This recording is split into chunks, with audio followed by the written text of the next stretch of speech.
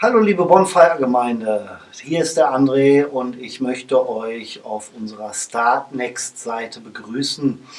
Ja, heute möchte ich euch darüber informieren, dass wir bereits einen Haufen Songs aufgenommen haben. Sprich, ich bin in meinem Studio Thai Drums in Paderborn und habe mittlerweile, ich glaube schon so 12 Songs auf Festplatte gebannt und bin schön am Arrangieren.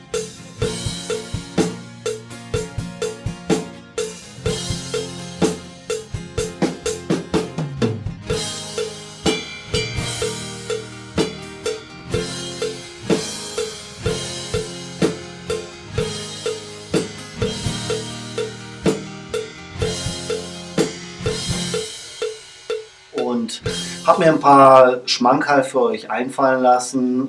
Ich habe zum Beispiel mal ein neues Chingerassabu mit eingebaut, ein paar Shaker-Eier und auch ein paar Percussion-Elemente für euch.